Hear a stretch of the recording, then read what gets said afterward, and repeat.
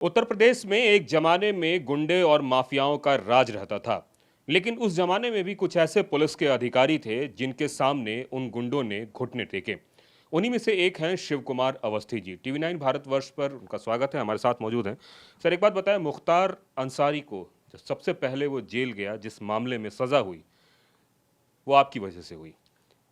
तो अगर हम इसको बोलें तो क्या वाकया था, क्या सब कुछ हुआ था, एक बार प्लीज बताएं जरा। 2003 में हाँ। मैं लखनऊ डिस्ट्रिक्ट जेल बिगड़ी हुई थी। मेरा होम डिस्ट्रिक्ट है लखनऊ। तब भी मुझको यहाँ पर पोस्टिंग की गई थी और मैं यहाँ पर 1 साल रहा था।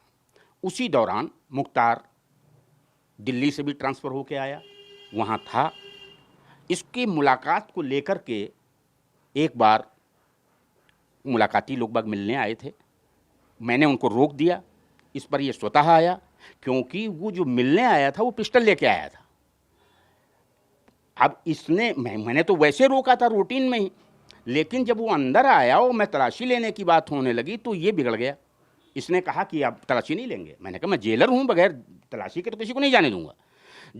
तब इसने नाराज होकर उससे पिस्टल निकाल ली, उसी से लेके निकाल ली और मेरे तरफ तान दी। मैंने मुकदमा न्यायालय में आलमबाग थाने में यहीं पर लिखवाया था और उस मुकदमे के अंदर वर्तमान में इस गवर्नमेंट के अंतर्गत ये पुनर्जीवित हुआ वो मुकदमा और उसमें इसको सजा हुई। तो इस तरह से ये और मैंने जैसे अभी मैं जिक्र कर रहा था कि आप इतनी बड़ी बात समझिए कि 2003 में एक बड़ी हादसा मुझसे हो जाता है, जिस पर कि ऐसे माफिया जो अपने में अलग माफिया है, मुख्तार का प्रभाव कितना है, उसके खिलाफ मुकदमा कराया जाता है और 2010 में मुझे गाजीपुर ट्रांसफ़र कर दिया जाता है। जब मुझे गाजीपुर ट्रांसफ़र किया जाता है तो मुझसे पूछा जाता है कि आपको गाजीपुर भेजा जा रहा है। मैंने कहा कि मैंने उसके खिलाफ मुकदमा कायम करा रखा है, यदि मुझे भेजा जाएगा तो ठीक नहीं रहेगा वहाँ पर। नहीं, उन्होंने कहा कि नहीं, भेजा जाएगा, आपको भेज दिया गया। मैं गया गाजीपुर, रहा और मैं 3 साल नौकरी करी और दमदारी से करी नौकरी। गाजीपुर की बात से पहले मैं फिर से एक बार फ्लैशबैक में जाना चाहूँगा। जिस वक्त आपके ऊपर उसने पिस्तौल टानी, आपको थोड़ा सा भी डर लगा कि किस खूंखार आतंकी ने, एक गुंडे ने मेरे ऊपर पिस्तौल टान दिया? देखिए, ऐसा है, जब मैं जेल विभाग में नौकरी करने के लिए मैंने अप्लाई किया था, ये तो मुझे तभी सोच लेना चाहिए था। मैं जिस विभाग में जा रहा हूँ इसमें संत महात्मा मुझको नहीं मिलेंगे, मुझको ऐसे गुंडे, अपराधी और मवाली मिलेंगे। लेकिन ये सब सोचते हुए ही मैं विभाग में आया था और अपने मजबूती के साथ इसके लिए डटा हुआ था। मैं ये भी जानता था कि ये जेल के अंदर इतना साधारण नहीं है कि हर आदमी किसी को गोली मार दे। बाहर एक बार को ये प्रहार इस रूप में कर सकते हैं, ये इस तरह से डायरेक्ट नहीं कर पाएंगे। वो बातें तो अलग हो गई, लेकिन लोग बाग देखने लगे। इसी जेल पर, लखनऊ डिस्ट्रिक्ट जेल पर रहते हुए एक अशोक गौतम जेलर का मर्डर हुआ था, RK तिवारी का मर्डर हुआ था, अधीक्षक का मर्डर हुआ था। तो वो सब होते हुए मैं अब दमदारी तो कुछ रखनी पड़ेगी, नहीं रखेंगे तो इनसे हम झेल पाएंगे इनको, तो ये तो है ही है, स्वाभाविक है। सरकार जो है सपा बसपा की जब भी रही तो ये डॉन की तरह जो है जीता रहा, और यहाँ तक बताते हैं कि इसने कई बार लोगों को बोला भी कि मेरी वजह से सरकार चल रही है। देखिए, क्योंकि अधिकतर ये निर्दलीय विधायक रहे, चाहे मुख्तार हो, चाहे अखिलेश जी हों, चाहे ये अतीक हों, इन लोगों का निर्दलीय विधायक की भूमिका अपने में अलग रहती है। सरकार की उनको जब वो सपोर्ट करते हैं तभी खड़ी होती है। ये बातें सब सामने रहती हैं और ये लोग भली भांति जानते हैं कि हमारे दम पर सरकार चल रही है। वर्तमान में काफ़ी परिवर्तन है। इस समय जो सरकार में इस समय भी यदि कोई निर्भीकता के साथ नौकरी नहीं कर पाता है तो उसके अंदर नौकरी करने लायक नहीं है। मैं तो इस आपको उसने बोला कि एक वोट से मेरी सरकार गिर जाएगी? यस, मैं जिक्र कर रहा था। इसने दिल्ली से मुख्तार ट्रांसफ़र होकर आया था, यहाँ पर DM ने ऑर्डर दे के कहा इसको अंदर रख लिया जाए। ये जेल के अंदर DM के ऑर्डर से आ गया। इसने कहा कि मुझको अदालत जाना है, मैं यूपी पुलिस के उससे कस्टडी से जाऊंगा, क्योंकि मेरा पास वारंट आ गया है लोकल कोर्ट का, इसलिए मैं अब यूपी पुलिस का आदमी हो गया। SP से मैंने कांटेक्ट किया, बात हुई। SP महोदय ने, DM ने कहा कि इनको यूपी पुलिस वाले के अंडर में भेज दिया जाए। यूपी पुलिस चूंकि वहाँ पर थी, एसपी ने ऑर्डर किया, वो गया वहाँ पर, और उसने, जब मैंने इसने मना कर दिया कि मैं नहीं जाऊँगा, तभी इसने कहा कि आप जानते नहीं हैं अवस्थी जी। पहले तो उसने कहा कि आपको लग रहा है कि गाजीपुर ट्रांसफ़र करा के नौकरी करना सिखाना होगा। मैंने कहा कि वहाँ भी नौकरी कर लेंगे। जब इसने मुझसे इस वाली घटना में कहा कि आप, सरकार जो है एक वोट से टिकी हुई है, शक्ति परीक्षण में मैं नहीं जाऊंगा, सरकार गिर जाएगी।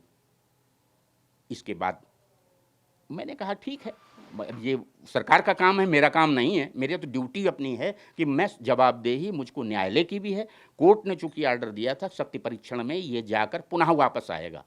अब इसने गाड़ी ऐसी फंसा दी थी कि लोकल कोर्ट से वारंट आने के बाद इसको लखनऊ जेल पे ही रखना था। मैंने कोर्ट से फिर लिख के भेजा, ऑर्डर लिया और इसको दिल्ली वापस करवाया। तो इन लोगों का प्रभाव तो रहता ही।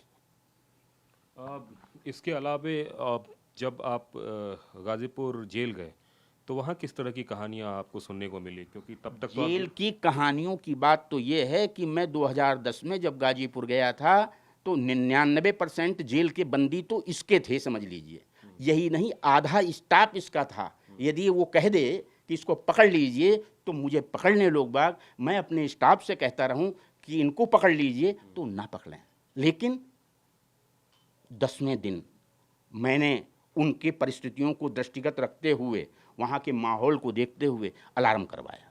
अलार्म हुआ, चिन्हित जितने लोग बाग थे अच्छी तरह से तोड़े गए। एसटीएफ वाली भी आ गए, पुलिस फोर्स भी आ गई, क्योंकि वहाँ का प्रशासन भी आजिज था। वहाँ पे प्रशासन भी कोई मन से नहीं कर रहा था, वो जिस दबाव में कर रहा था उन्होंने भी ये सोच के आए कि निपट ही लिया जाए अब। और उस दौर में पहला 10 दिन बाद ही ये वाकया हो गया था। मेरे जाने के बाद लगभग 18 आदमियों पे गैंगस्टर लगा था इनसाइड जेल, पहली बार। लगभग 10-12 लोगों को ट्रांसफ़र किया गया दूसरी जेलों पे। जेल बहने लगी। फिर तो उसके बाद किसी से बैठने के लिए कह जाए तो लेट जाए, ये आलम बन गया था। कहते हैं कि जब ये गाजीपुर जेल में हुआ करता था तो अपने हिसाब से बैडमिंटन खेलता था, तमाम तरह के ऐश की चीज़ें वहाँ पे मौजूद थी। देखिए, ये एक ऊंचा पेड़ बना हुआ था पीपल का, उसके ऊंचे चौतरा था, उस पर मंच लगाया करता था। वहीं पर बैडमिंटन कोर्ट बना हुआ था, तालाब था, एक मछलियाँ पाली जाती थीं। इसका बहुत ज़्यादा प्रभाव था। यहाँ तक सुनने में आया उसके पहले कि धान जो बोया जाता था जेल के अंदर, ये अपना बोआता था और कटवाता था, और वही खाता था। वो खाता क्या था, भिजवाता था। लेकिन जब मैं गया हूँ उसके बाद वहाँ पर तालाब की मछलियाँ निकलवा के नीलामी करवाई गई। आन धान की तो बात ही क्या करें, हिम्मत ही नहीं किसी की थी इतनी। मुख्तार तो ट्रांसफ़र कर दिए गए थे, उनके बहनोई वहाँ पर बंद थे। फिर तो जेल 3 साल रहा मैं। कोई दिन ऐसा नहीं जाता था जिस दिन स्टेशन टहलने मैं ना जाता हूँ और मुझको कोई नहीं मिला। पूरे वैसे तो आपने बहुत सारे माफियाओं से मतलब पंगा लिया एक तरीके से, मुख्तार क्या उन सब में सबसे खतरनाक दिखा आपको? नहीं नहीं, देखिए सब अपने अपने लेवल के हैं, अपने अपने क्षेत्र के हैं, अपने अपने एरिया के हैं, अपने सब बने हुए हैं। अभी तक तो जितना ये अतीक का साम्राज्य दिखाई पड़ रहा है, इससे पहले तो मुख्तार का इतना दिखाई भी नहीं पड़ता था। मुख्तार भी बड़ा माना जाता था कि उसका साम्राज्य तगड़ा होगा। वर्तमान में इसका साम्राज्य तगड़ा मालूम पड़ रहा है, मुख्तार का, अतीक का। अतीक का। हाँ, देख रहे हैं आप लोग, जो हम तो चैनलों पे देखते हैं। मैं तो 2013 में रिटायर हो गया हूँ। 10 साल हो गए मुझे रिटायर हुए। काफ़ी बदल गया है, समय बदल गया है, समाज बदल गया है और सरकार बदल गई है। अतीक से भी आपका पाला पड़ा? हाँ, मैं अतीक से मेरा पाला पड़ा। मैंने बताया ना कि लखनऊ डिस्ट्रिक्ट जेल पर ये मेरे सामने बंद हो के आया था। जब मैं वहाँ पर नैनी में था तो मुलायम सिंह जी एक बार किसी से मिलने के लिए आए थे जेल पर, कोई बंदी बंद था, उससे मिलने के लिए आए थे। ये भी आया था साथ में दौड़ रहा था, लगा हुआ था। प्रभाव तो वहाँ पर सिफारिशें आती थी। मैंने जिक्र किया इससे पहले भी कि एक बंदी वहाँ पर मर गया था सामान्य मौत के अंतर्गत। अखबार बेचने वाला व्यक्ति था। इन अतीक के प्रभाव से मिड डे, रात में 12 बजे अखबार बेचने वाले व्यक्ति का मिड डे पोस्टमार्टम कराया गया और 6 मेजर इंजरी दिखाई गई उसमें। उसके अंतर्गत मुझको घसीटा गया, जिसका मैं खामियाजा अभी तक भुगत रहा हूँ। तो ऐसा है, ये सब होती हैं बातें। आप जब मतलब रिटायरमेंट आपका गाजीपुर से हुआ? वही बात है ना, गाजीपुर से मेरा ट्रांसफ़र इटावा किया गया। इटावा में जबकि सपा की सरकार थी। आप समझ सकते हैं इटावा के अंदर कितना प्रेशर था, कितना दबाव था। मैंने देखा है वहाँ पर मिलने आते के लिए डीएम एसपी शिवपाल सिंह जी आते थे मिलने के लिए, उनसे के सामने खड़े रहते थे, हड़काता था कि ये कैसे ऐसे बंद हो गया, ये कैसे ऐसा बंद हो गया। तो प्रभाव तो रहता ही रहता, रहेगा ही।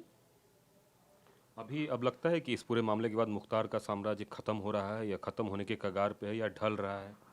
देखिए ऐसा है, वर्तमान में जो सरकार चल रही है ये, इसमें कोई शक नहीं है कि इतना दमदारी से चल रही है कि आजकल माफिया सब अंदर हैं, रुके हुए हैं। वैसे बदमाश की पोजीशन ये है कि ये जेल वालों से टकराते नहीं हैं ज़्यादा। एक कहावत जो कही जाती है कि सांप